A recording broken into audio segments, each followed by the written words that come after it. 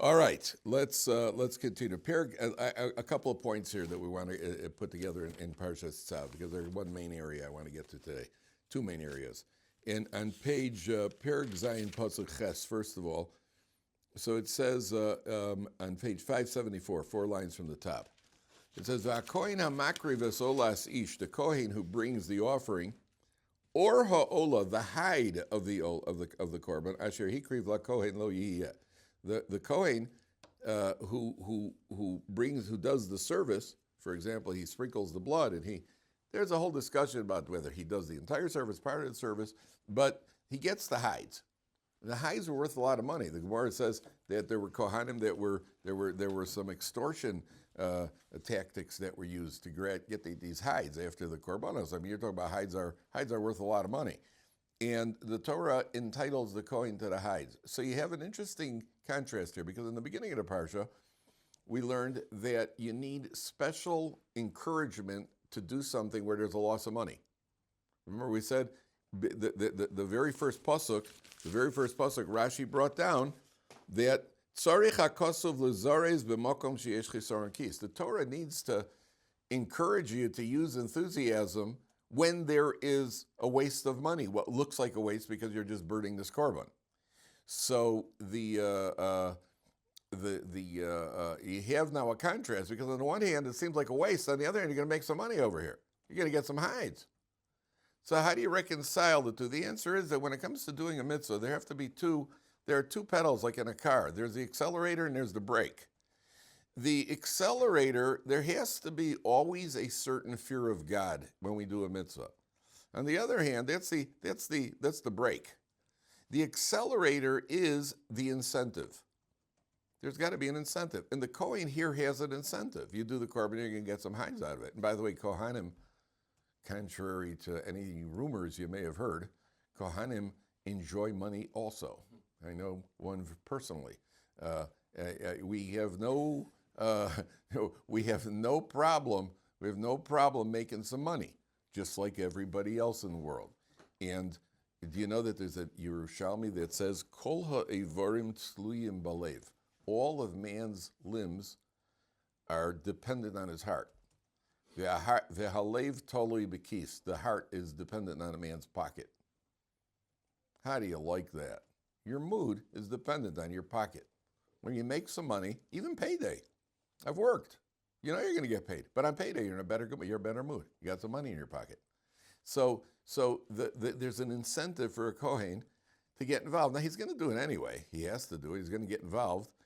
But it creates the kavana, the intent, and the devotion is often created with an incentive. So this applies in many cases in life. If you're cleaning for Pesach, I remember a friend of mine, I happened to be near his house. It was there, and he was out in the yard doing something for Pesach. I remember him calling through the kitchen window to his wife, anything happening for lunch? Because when you're doing work, but you know there's going to be a good lunch coming, so it's an incentive to work. He goes, well, no, I didn't get around to lunch because I was cleaning, I was cleaning the shelves today. Oh boy, that's a drag. It's going to be more pita and hummus. And that's kind of, it diffuses it.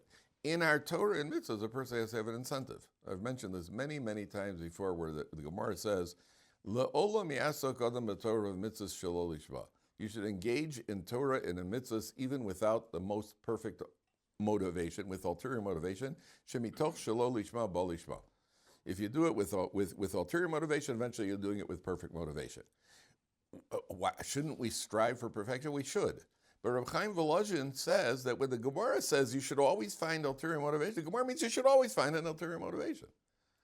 Because we're simply not on that level. We're not that altruistic where we're going to just do it to serve Hashem. What's in it for me? To the degree that we can minimize that, that's obviously better. But there's for example, let's say you're going to help somebody, you're going to do a chesed. I'm going to do a chesed for somebody. If you're thinking to yourself, well, I'm going to get up for this lady on the bus. I'll stand up for this lady, give her my seat. And in the back of your mind, you're thinking, and everybody on the bus is going to look at me and think I'm a tzaddik. That's okay, that's fine, that's great. That's great. As long as you do it. The only time you can't do it is if you're going to, and we should try to minimize it and walk around, don't walk the streets patting yourself on the back, say, I am a tzaddik. Because we can quickly disprove that we are not. But at the end of the day, there's nothing wrong with them. When you give tzedakah because you want a plaque put up, or you want some honor, or you want a testimonial dinner, that's fine. Okay, we're human. A woman who bakes, I've seen this by women especially. When a woman bakes, or let's say a woman has an event, or she's baking a cake for the communal kiddush. I've seen this in almost, don't ask me why I'm reading these things, but in these Jewish magazines where they have recipes for women, they sometimes I read the recipes, just to see what's doing out there. And sometimes the theme, the way the person who's writing it will say, all you have to do this and do that, and then sit back and accept the compliments. And there's always something about accepting the compliments. Nothing wrong with that. There's nothing wrong with that. I'm doing it, and I expect to be complimented, and you get the compliments. Nothing wrong with that. Because that's in the most perfect motivation, so we wouldn't be that way. But if a person isn't, do you know there's a bracha that you make? There's a bracha that you make if you, let's say you buy a new suit. Nowadays it's questionable because in the old days you bought a suit once every 10 years. Back in the day. Today you buy a suit every few months. You buy a new suit, and it's not a big deal. But when Rav Chaim Kanievsky was getting married, so he bought a new suit when he got married. So he asked his uncle, the Chazon Ish, if he should make a shehecheyanu on the new suit. So the Chazon Ish said, "Do you get any pleasure from it?" So Rav Chaim said, "Not really." He said, "Do you get even 1% pleasure from it?" He said, "No." Now, you put on a new suit, you get some pleasure out of it. Nowadays, it would be on something bigger. If you bought a new car, it could be you make a bracha. Could be a make a bracha. So at the end of the day, there are different people in the world. Some people don't need any external motivation. Some people need a little bit of stroking. Nothing wrong with that. That's what the Torah is teaching you. A little bit of hide incentive, and they'll get you moving. That's fine. By the way, when you're married, you're married, and you have kids. I used to pay my kids. Bribe the daylights out of them. If you learn Mishnayos, I'll give you some money. I do it with my grandchildren now also. If you learn, I give it. People say, no, it's not good. It trains the kids. What's wrong? Adults don't do anything without getting paid. Why should kids be different? No, kids have to be perfect. You can memorize. I once had my son, my oldest son. I just said, take a little. It takes time to learn these things. So my oldest son was, I think, in 7th grade. He was like one of these kids who did exactly what he had to do, but no more. Never made trouble, did his homework, did what he had to do, kept up with the class, was doing well in school, but he never did an ounce more than he should. Okay, so there's this after school Mishnayos program, volunteer Mishnayos program. So I'm trying to get my kid to go learn Mishnayos, because like every frum father, our dream when you have your kid is that he's going to grow up only speak Aramaic, and that his hobby will be Mishnayos and Mishnah Berurah. That's just his hobby, his main occupation will be Gemara. That's your dream for your children. So he's because I was trying to get him to go to this after school Mishnayos program. So I said, I'll tell you what, if you go to this Mishnayos program, I'll buy you a new set of Mikros Gedolos Chumashim. He's like, I said, okay, I'll tell you, they have a new Mishnah Berurah. They have a new Mishnah Berurah. And then my wife is standing behind him, and she's doing like this.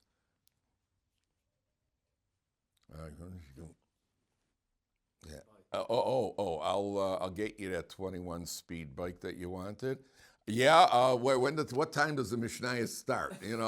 So no problem. And I always tell parents, by the way, if you're going to do that, get the thing in the house. Get the edit. Don't tell your kid, if you learn the Mishnayos, I'll buy you a bicycle. Buy the bicycle. Get it in the house. The bicycle is sitting right there. Now, as soon as you finish the Mishnah, it's more real to the kid. And money, kids like money. If adults like money, it's only a carryover from our youth. And they respond very nicely to money. They respond very nicely. Nothing wrong with it. Okay. Now, they're going to get to something a little bit, this a little stickier. Take a look at Pasuk Yud Aleph. This is very hard, gentlemen. Perik Zayin. Perik Zayin. Skip up the Perik Zayin, Pasuk Yud Aleph. It's on page 574. So the Torah says like this. Vizos Torah Zevach HaShlomim. This is the ritual of the Shlomim offering. Now, the word shlomim obviously means, it's always translated as a peace offering. How does the art school translate peace offering? Asher yakriv laHashem. So the Torah is going to go on and it's going to describe different types of shlomim, which we'll see in a little while, Mirz Hashem. But at the end of the day, the shlomim is described at the end of all the other korbanos. The shlomim offering is the last offering that's described. So I saw one of the Mefarshim says like this: why is it saved for last? Why are we always saving the shlomim for last?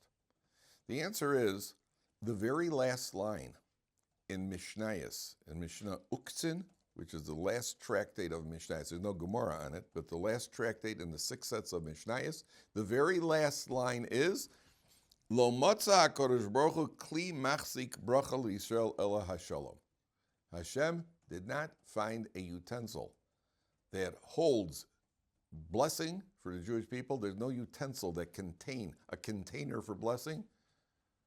Ela shalom. There has to be shalom. There has to be peace. Now, shalom is a very, very, I want to talk about this a little bit because this has to be understood. What is shalom? So it says in the Gemara that a man without a wife is in the absence of shalom. Somebody who's not married is without bracha and he's without shalom. I want to tell you something. I had a lot of trouble with that piece of Gemara because when I was in yeshiva, I had a roommate for a year and a half, and not once did we have a disagreement. Not once did we have a squabble. And then I got married, and not once did we not have a squabble. I had plenty of shalom before I got married. And after I got married, all of a sudden, like, whoa. Suddenly things are a little bit different, and there's somebody disagreeing with you, and there's somebody's got an opinion, and look out. The answer is that shalom is not the absence of battle. Israel and Egypt haven't fought with each other since 1977 when they made a peace agreement. 77, 79, maybe 79. They made a peace agreement. Would you say that we're in a state of shalom with Egypt? We're not in a state of shalom. We're in a state of absence of war. We're enemies who have agreed not to fight with each other. We're not. There's no shalom over here. Shalom is an active thing. Shalom is, you have to build shalom. That's why a man, when you get married, you have to work on making shalom. That's real shalom. That's real shalom. Now, the utensil that holds bracha for the Jewish people is shalom. That's all. What does that mean? Listen carefully. I saw this. There's a book. And by the way, what's the last bracha we make in Shemona Esrei?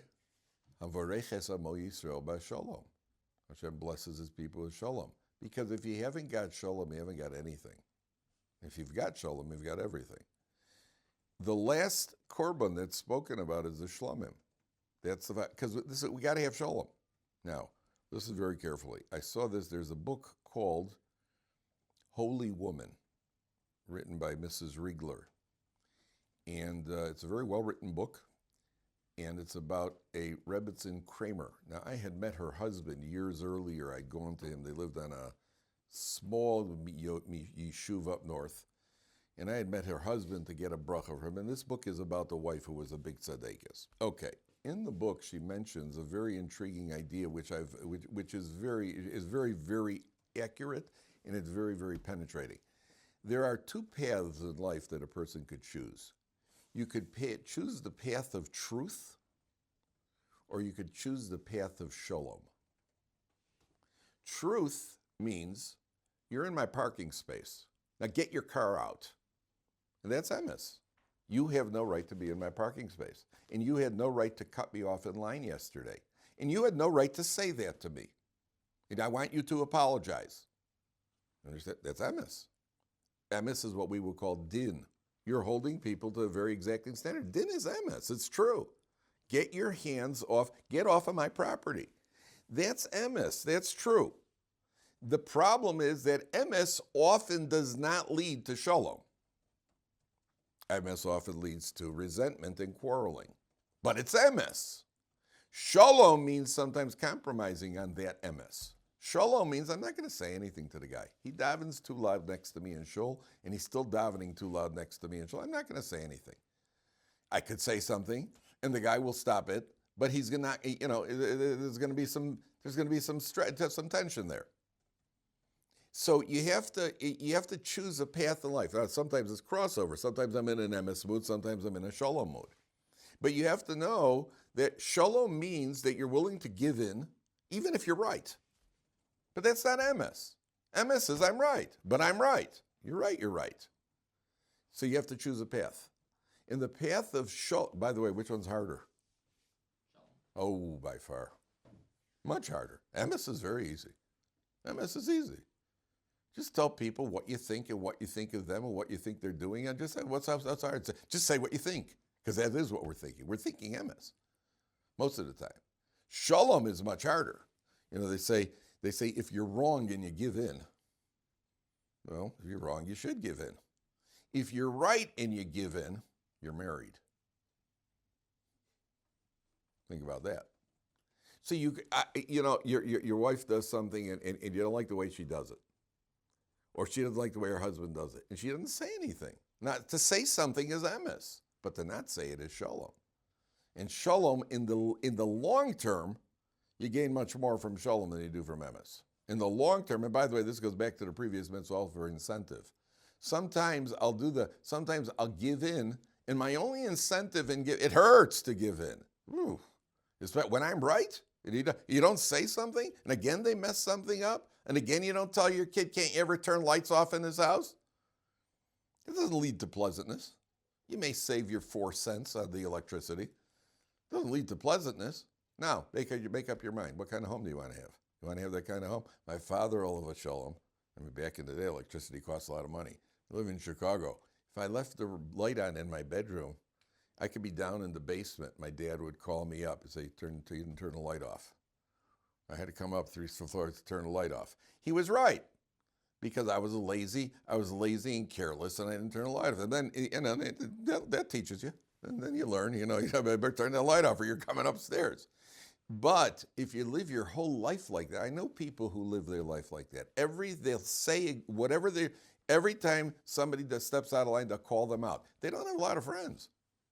I have a lot of friends, not very popular people. But you're right. I have every right. Yeah, no one said you didn't have the right. But there's going to be a cost when you exercise your right. It's going to cost you something. So you have to decide the path of emes or the path of shalom. And frankly, for the majority of my life, I was on the path of emes. At a certain point, I switched over to at least make an attempt to go into the path of shalom. I'm not always successful. Not always successful. Sometimes I go into emes. Sometimes I go into very emes in a loud voice. But you're a happier person when you go with the path of shalom. People who live with emes are not really. I don't think they're happy people. They have the right. You certainly have the right. That's the kli that's machzik bracha. Okay. Now go to the next pasuk. There's a certain type of shlomim that's brought. It's in the category of a shlomim, and it's called a korban toda. That means when you pledge it as a korban toda. Now let's read what the Torah says about this. V'zos Torah zevach hashlomim asher yakriv l'Hashem. See that 574 right in the middle of the page. Im al toda yakrivenu. If a person is bringing the offering as a thanksgiving, v'hikriv al zevach hatoda chalos matzos bulos b'shemen or kike matzos b'shuchim b'shesos b'rechas chalos bulos b'shemen achalos lechem chametz yakriv korbono. He brings a korban, and with this korban he brings 4 types of baked goods, each one of them 10 loaves or 10 breads that he brings. 3 types are matzah, 1 type is chametz. So he's got 40 loaves of bread. Of this, he's going to give a portion to the Cohen, and he's going to give him 1 of each type of bread. Now he's left with his korban, the meat that he has to eat, and 36 breads. And unlike a regular shlomim where you have 2 days to consume it, it's got to be consumed in 1 day. The korban toda has to be consumed in toda. It's a shlomim, but you got less time to consume it, and you got more to consume. So that's a little strange. You have more to eat and less time to do it. Number 1. Number 2, who brings a korban toda?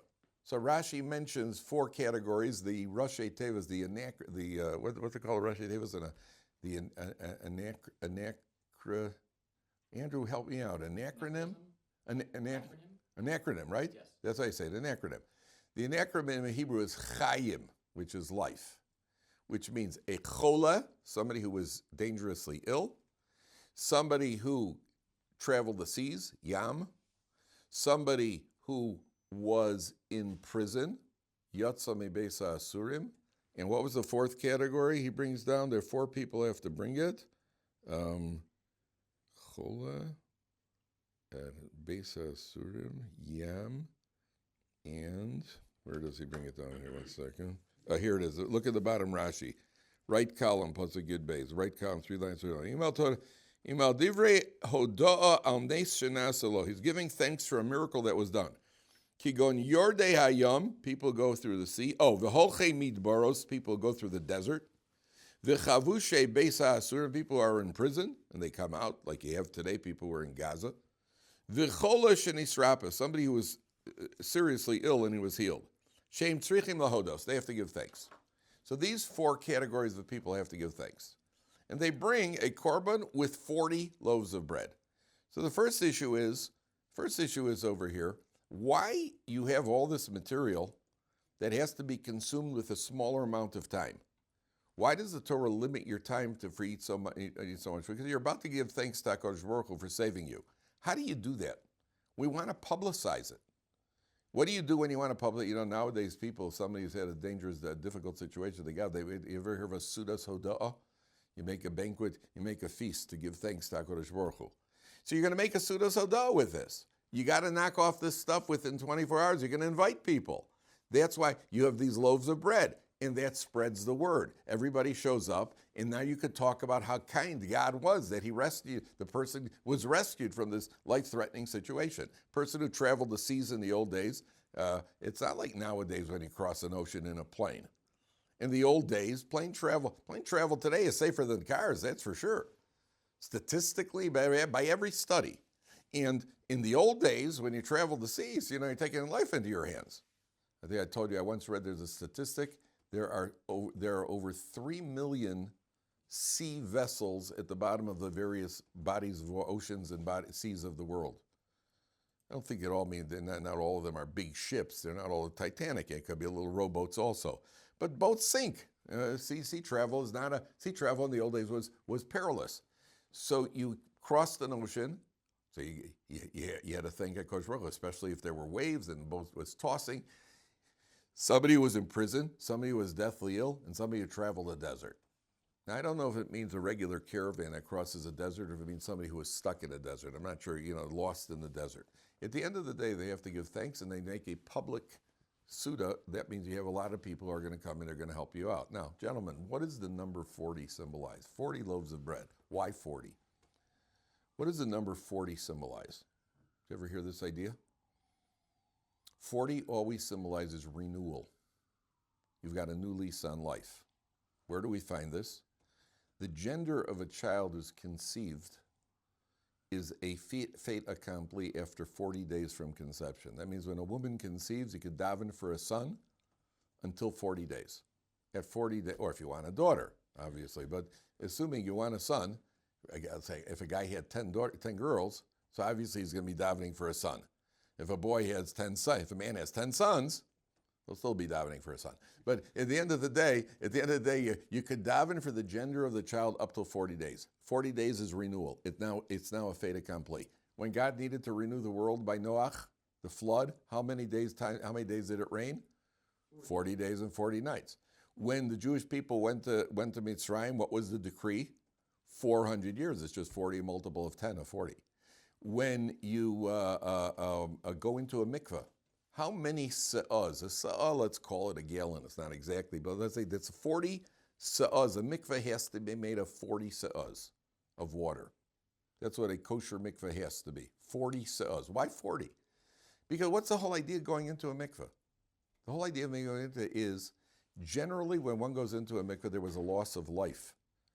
The impurity involved in going into a mikveh was generally where there was some sort of loss of life, whether a person came into contact with a dead animal that lost its life, whether a male had an emission, which is a loss of life potential, whether a woman is purifying herself, which is a loss of life potential, and then he goes into a mikveh for renewal. That's the idea, going into mikveh with no clothing. You go into the mikveh completely without any clothing, without any barriers between you and the water. You dip in the water, you're completely covered by the water, and then you come out of the water. I hate to use the expression, but born again. That means that a person in the mikveh is really supposed to be an imitation of the baby in the mother's body, in the umbilical, in the womb, surrounded by the fluid, in the umbilical sac, the placenta is the thing. The placenta is the sac itself. There's the fluid that's inside. What's the fluid called? The baby fluid. So the Gerber's baby fluid. So so you have the baby is surrounded by fluid, comes out new. So a person comes out of the mikveh, he's born again. A convert goes into the mikveh and he comes out. He's a new person. A convert is said to be like a baby that's been born. Where else do we find 40, gentlemen? Correct. 40 days on the mountain. Klal Yisrael are moving into a new state. Where else do we find 40, gentlemen? 40 lashes. Even though really, how many does he get, Benny? 39. Yet the Torah refers to it as 40. The Torah calls it arboim yakenu. Why 40? But it's not 40. That's what the Gemara says. It means the number right before 40. So tell me 39. Why does the Torah tell you 40? Why does the Torah call it 40, but it's not 40? The answer is, why are we whipping somebody? Because you got a bad attitude. You're not behaving. So we're going to renew your attitude. How do we renew your attitude? We whip them.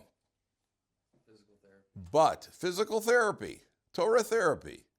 But there's only so much I can do for you. I can create the playing field for you.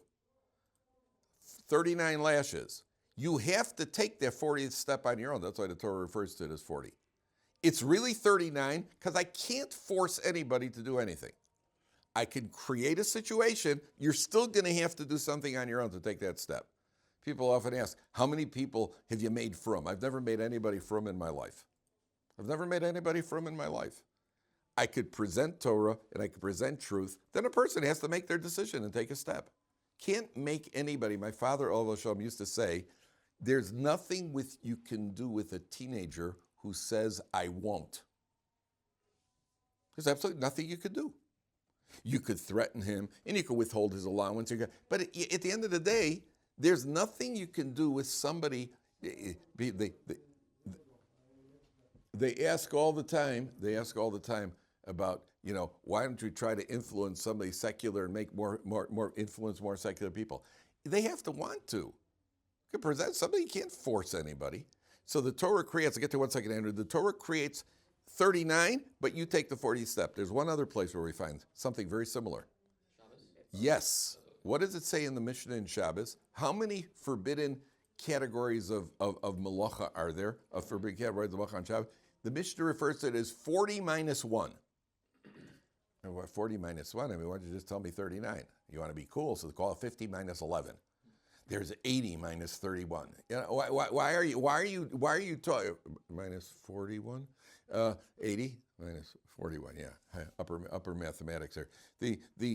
Why are you calling it 40 minus 1? Because Shabbos is the same thing. Shabbos is, we are putting a limitation on you.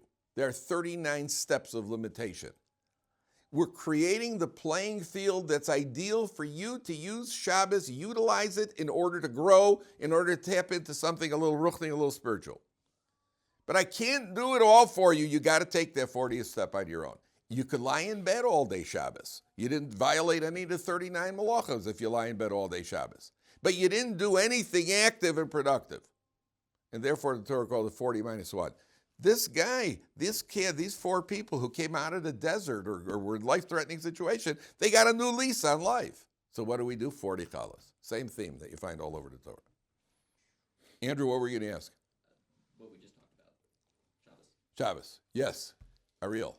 I see all the different categories of 40, but is there an underlying reason why 40 represents Why that I don't know. See, there's always a limit. That's a good question, but there's always a limit on something where you start off with the given. What about the given itself? I don't know of a reason why specifically 40. But with wherever the Maharal says, wherever you see 40, you almost everywhere you see 40, you see this thing. There's a Gemara that says Rabbi Yehuda HaNasi was very good friends with Emperor Antoninus, who was a Roman emperor, who in general literature is referred to as Marcus Aurelius. And what he once asked Rabbi Yehuda HaNasi, why does the sun rise in the east and set in the west? So Rabbi Yehuda HaNasi said, well, if it rose in the west, you'd ask me, why did it rise in the west and set in the east? So he said, no, that's not my question. My question is, why doesn't it go halfway and then go right back where it came from? There's a whole philosophical discussion there. But in general, whenever you ask a question, why this? Well, why would an alternative be better? If it would be 50, we'd ask about 50. It starts somewhere. Like 10, for example, is a number of perfection. Why? Okay, there's an idea that you've completed a unit, whatever it is. 40, I don't know why it starts with 40, but it is, what do you call it? By the way, it's interesting because Vlad is an embryo. Vlad. The word in Hebrew for an embryo is a Vlad. Vav Lamed Daled. How much is Vav? 6. How much is Lamed? 30. How much is Daled? 4. Do the math. 40. So there you have for the child, the Vlad is considered and same thing when it comes to an abortion. Up to 40 days is more lenient, not that you're allowed to do abortions, but if there is a threat, it's not considered a viable life fully like it is after 40 days. Obviously can't do abortions for no reason, obviously if it's a life threat to the woman, yeah. Is there any idea that living to 120, your life is divided up into 340-year? Not only there's an idea like that, the Gemara says there were 4 people who lived in those units. Moshe Rabbeinu, 40 years he was, 40 years he was in, I forgot what it says about Moshe Rabbeinu, but 40 years he led the Jewish people. It says Rabbi Akiva, 40 years he was an ignoramus, 40 years he did something else, then 40 years he taught Torah. Rabbi Yochanan ben Zakkai and Hillel. They're broken up, each one of them is broken up into units of 40. Rabbi also lived to 120? Akiva lived to 120, and Hillel also. And each one is broken up into units. 40 years he did this, 40 years he did this, and 40 years he did this. So they are all broken up into units, and all 4 of them lived to 120. Okay, one other idea here. The offering that you're bringing, is an atonement also. What's an atonement for? Why are you bringing an atonement when you're bringing a Thanksgiving offering? What's it atoning for? The answer is, what got into that situation to begin with? Why was a person deathly ill? Why was a person captured and put in prison? Why was why was his ship rocking at sea? Why was he in a desperate situation? Because obviously there was something that he did that he deserved to go through that suffering. And even more than that, now he has to thank HaKadosh Baruch Hu for having put him in the suffering. Why? Why would you thank Hashem for putting you in the suffering? Why would we thank Hashem for putting us in the suffering? The answer is because when a person suffers a little bit, then he does some soul searching and he may do tshuva. He may pull himself up. So there's the part of the Todah is not only for the rescue. Part of the Todah is the situation to begin with. What do we do on Pesach? We thank Hashem for taking us out of Mitzrayim. Thank you for taking us out of Mitzrayim. Well, don't put me in Mitzrayim, and I want to take me out of Mitzrayim. I have to thank Hashem for taking it. Who put us there? The answer is we're put there for a reason. Because there was a flaw somewhere in the faith genetics of the Jewish people. And that faith had to be reinforced. And the only way to do it was to go through a little bit of, it's like you have a coach who puts you through Gehenna. We used to have to run, with basketball, we have to do what's called lines. You know what running lines is? You start at the baseline, you got to touch the free throw line and run back, then touch the half court line and run back, then touch the third free throw, then run all court sprinting. It's called lines. We call it Gehenna. But then when you're playing the game and you're running around and the other team's tired and you're in condition, then you thank the coach. Thank you for putting us through that, because that's what we needed. That was ultimately a gift. All right, we'll continue with this tomorrow. Mirza Hashem.